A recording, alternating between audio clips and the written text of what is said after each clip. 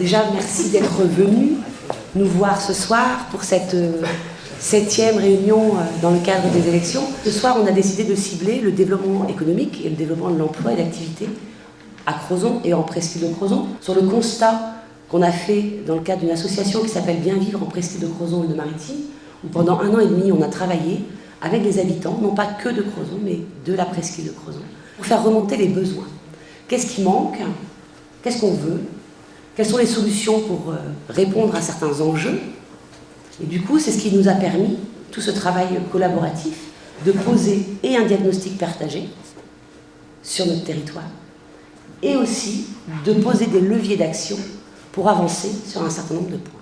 On voit bien la présence de la défense voilà, sur l'enveloppe, longue. Après, on a les grandes surfaces, les zones d'activité.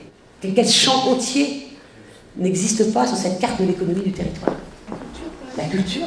La culture est une économie qui a besoin d'être renforcée. Et quoi d'autre? L'agriculture. L'agriculture. Les indépendants. Tout le tissu d'indépendants n'apparaît pas non plus. Les espaces de coworking auraient pu être aussi acteurs économiques identifiés sur la carte.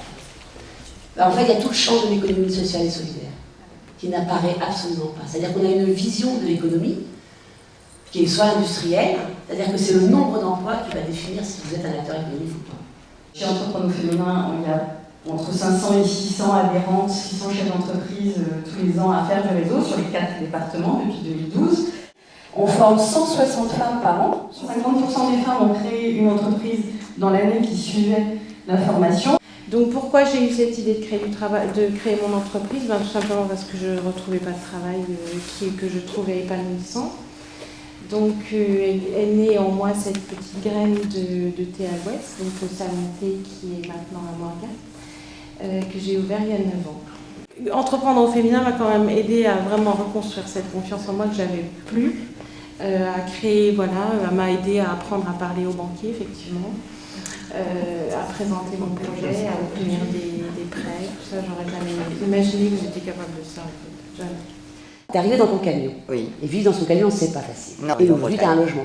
Et aujourd'hui, j'ai un logement, oui. C'est-à-dire que la solidarité, tu m'as dit, quand on a préparé un petit peu tout ça, que tu avais été extrêmement bien accueillie à Crozon. Ah oui. Alors, une chose, j'ai fait plusieurs départements en France, et je peux vous dire que la Bretagne, c'est comme ça. Et entre-temps, j'ai aussi connu Liliane, qui m'a trouvé du travail. Donc, Liliane, c'est la personne qui est chargée de mission pour Relais Travail.